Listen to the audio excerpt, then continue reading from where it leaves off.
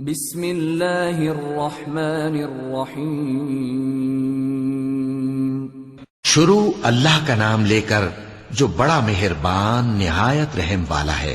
الف لام میم را۔ اے نبی، یہ کتاب الہی کی آیتیں ہیں اور جو کچھ تمہارے پروردگار کی طرف سے تم پر نازل ہوا ہے حق ہے، لیکن اکثر لوگ ایمان نہیں لاتے۔ اللہ وہی تو ہے جس نے ستونوں کے بغیر آسمان جیسا کہ تم دیکھتے ہو اتنے اونچے بنائے، پھر عرش پر جلوہ افروز ہوا اور سورج اور چاند کو کام میں لگا دیا۔ ہر ایک میعاد معین تک گردش کر رہا ہے۔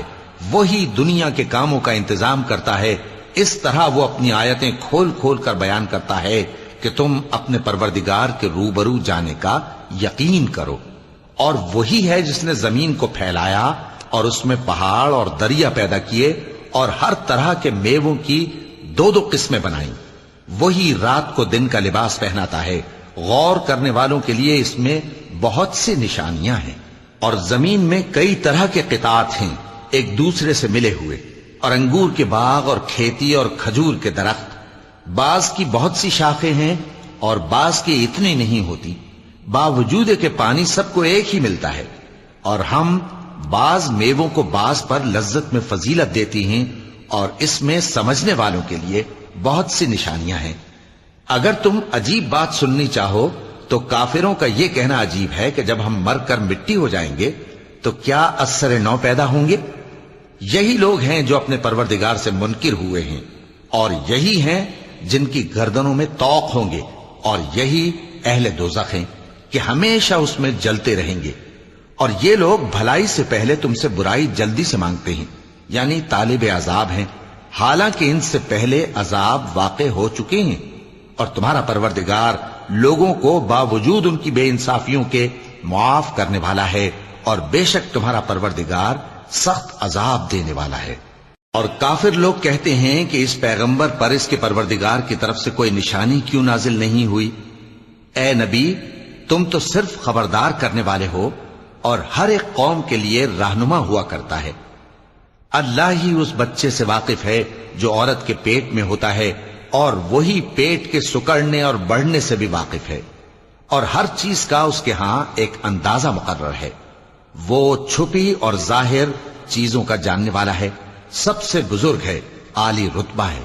کوئی تم میں سے چپکے سے بات کہے یا پکار کر، یا رات کو کہیں چھپ جائے یا دن کی روشنی میں کھلم کھلا چلے پھرے، اللہ کے نزدیک برابر ہے۔ اس کے آگے اور پیچھے اللہ کے چوکیدار ہیں جو اللہ کے حکم سے اس کی نگرانی کرتے ہیں۔ اللہ اس نعمت کو جو کسی قوم کو حاصل ہے نہیں بدلتا جب تک کہ وہ اپنی حالت کو نہ بدلے، اور جب اللہ کسی قوم کے ساتھ برائی کا ارادہ کرتا ہے تو وہ پھر نہیں سکتی، اور اللہ کے سوا ان کا کوئی مددگار نہیں ہوتا۔ وہی تو ہے جو تم کو ڈرانے اور امید دلانے کے لیے بجلی دکھاتا اور بھاری بھاری بادل پیدا کرتا ہے، اور رعد اور فرشتے سب اس کے خوف سے اس کی تسبیح و تحمید کرتے رہتے ہیں۔ اور وہی بجلیاں بھیجتا ہے، پھر جس پر چاہتا ہے گرا بھی دیتا ہے، جبکہ وہ اللہ کے بارے میں جھگڑتے ہیں، اور وہ بڑی قوت والا ہے۔ کام کا پکارنا تو اسی کا ہے، اور جن کو یہ لوگ اس کے سوا پکارتے ہیں وہ ان کی پکار کو کسی طرح قبول نہیں کرتے، مگر اس شخص کی طرح جو اپنے دونوں ہاتھ پانی کی طرف پھیلا دے تاکہ دور ہی سے اس کے منہ تک آ پہنچے، حالانکہ وہ اس تک کبھی بھی نہیں آ سکتا۔ اور اسی طرح کافروں کی پکار بیکار ہے۔ اور جتنی مخلوقات آسمانوں اور زمین میں ہے، خوشی سے یا ناخوشی سے اللہ کے آگے سجدہ کرتی ہے، اور ان کے سائے بھی صبح و شام سجدے کرتے ہیں۔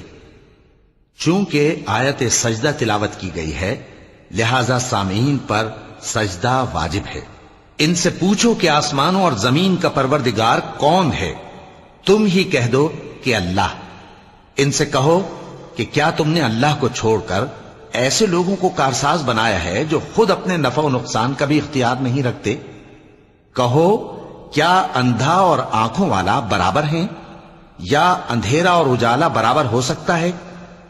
بھلا ان لوگوں نے جن کو اللہ کا شریک مقرر کیا ہے، کیا انہوں نے اللہ کسی مخلوقات پیدا کی ہے جس کے سبب ان کے لیے مخلوقات مشتبہ ہو گئی ہے؟ کہہ دو کہ اللہ ہی ہر چیز کا پیدا کرنے والا ہے اور وہ یکتا ہے، بڑا زبردست ہے۔ اسی نے آسمان سے مے برسایا، پھر اس سے اپنے اپنے اندازے کے مطابق نالے بہہ نکلے، پھر پانی پر پھولا ہوا جھاگ آ گیا۔ اور جس چیز کو زیور یا کوئی اور سامان بنانے کے لیے آگ میں تپاتے ہیں اس میں بھی ایسا ہی جھاگ ہوتا ہے۔ اس طرح اللہ حق و باطل کی مثال بیان فرماتا ہے۔ سو جھاگ تو سوکھ کر زائل ہو جاتا ہے، اور پانی جو لوگوں کو فائدہ پہنچاتا ہے وہ زمین میں ٹھہرا رہتا ہے۔ اس طرح اللہ صحیح اور غلط کی مثالیں بیان فرماتا ہے تاکہ تم سمجھو۔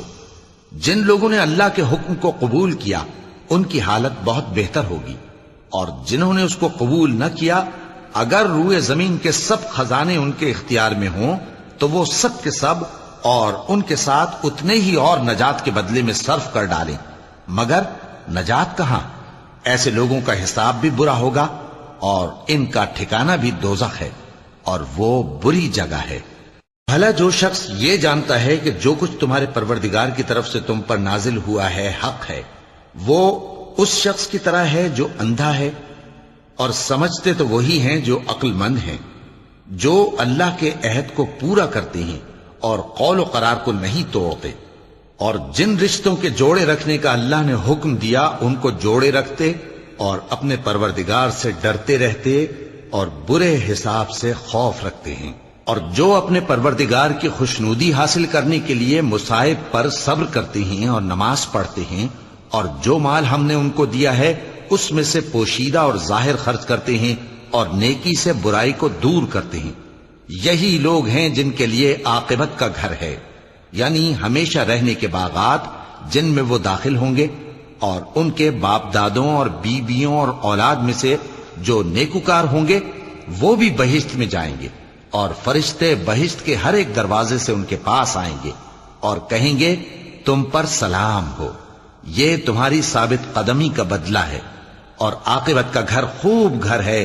اور جو لوگ اللہ سے پختہ عہد کر کے اس کو توڑ ڈالتے اور جن رشتوں کے جوڑے رکھنے کا اللہ نے حکم دیا ہے ان کو قطع کر دیتے اور ملک میں فساد کرتے ہیں، ایسوں پر لعنت ہے اور ان کے لیے برا انجام ہے۔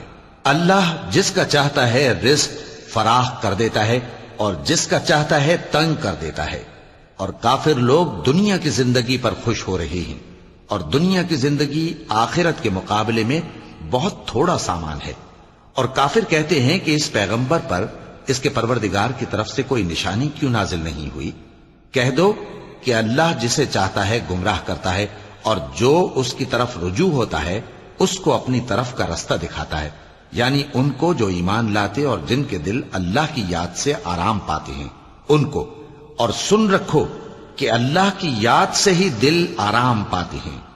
جو لوگ ایمان لائے اور عمل نیک کیے ان کے لیے خوشحالی اور عمدہ ٹھکانہ ہے۔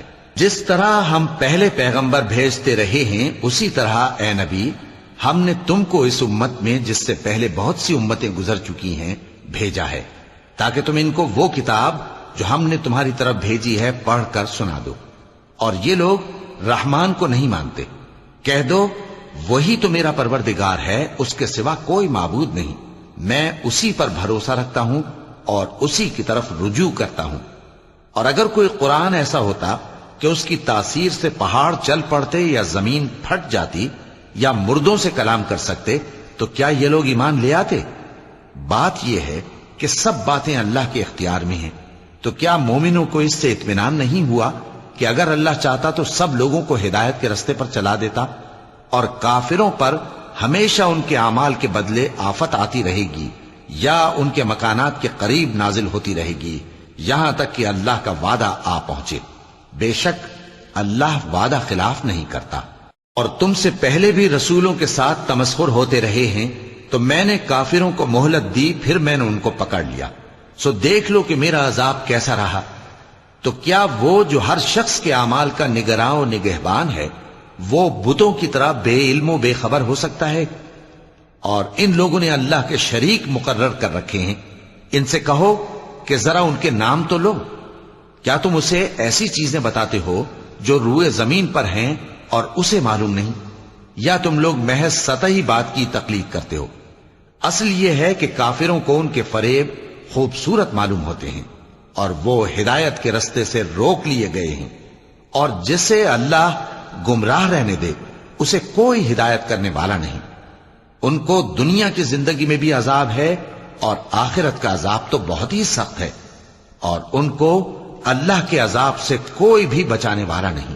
جس جنت کا پرہیزگاروں سے وعدہ کیا گیا ہے اس کی شان یہ ہے کہ اس کے نیچے نہریں بہ رہی ہیں، اس کے پھل ہمیشہ باقی رہنے والے ہیں اور اس کے سائے بھی۔ یہ ان لوگوں کا انجام ہے جو متقی ہیں، اور کافروں کا انجام دوزخ ہے۔ اور جن لوگوں کو ہم نے کتاب دی ہے وہ اس کتاب سے جو تم پر نازل ہوئی ہے خوش ہوتی ہیں، اور بعض فرقے اس کی بعض باتیں نہیں بھی مانتے۔ کہہ دو کہ مجھ کو یہی حکم ہوا ہے کہ اللہ ہی کی عبادت کروں اور اس کے ساتھ کسی کو شریک نہ بناؤں۔ میں اسی کی طرف بلاتا ہوں اور اسی کی طرف مجھے لوٹنا ہے۔ اور اسی طرح ہم نے اس قرآن کو عربی زبان کا فرمان بنا کر نازل کیا ہے، اور اگر تم علم آ جانے کے بعد ان لوگوں کی خواہشوں کے پیچھے چلو گے تو اللہ کے سامنے کوئی نہ تمہارا مددگار ہوگا اور نہ کوئی بچانے والا۔ اور اے نبی، ہم نے تم سے پہلے بھی پیغمبر بھیجے تھے اور ان کو بیویاں اور اولاد بھی دی تھی، اور کسی پیغمبر کے اختیار کی بات نہ تھی کہ اللہ کے حکم کے بغیر کوئی نشانی لے آتا۔ ہر حکم قضا کتاب میں لکھا ہوا ہے۔ اللہ جس چیز کو چاہتا ہے مٹا دیتا ہے اور جس کو چاہتا ہے باقی رکھتا ہے، اور اسی کے پاس اصل کتاب ہے۔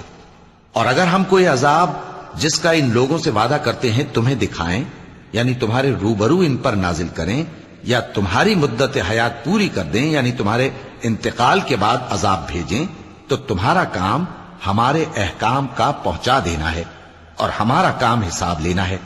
کیا انہوں نے نہیں دیکھا کہ ہم زمین کو اس کے کناروں سے گھٹاتے چلے آ رہے ہیں؟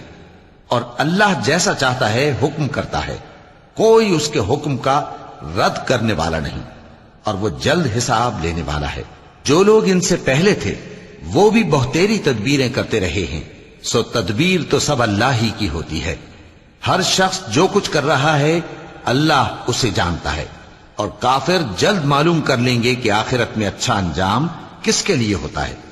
اور کافر لوگ کہتے ہیں کہ تم پیغمبر نہیں ہو۔ کہہ دو کہ میرے اور تمہارے درمیان اللہ اور وہ شخص جس کے پاس کتاب آسمانی کا علم ہے بطور گواہ کافی ہے۔ صدق اللہ العظیم۔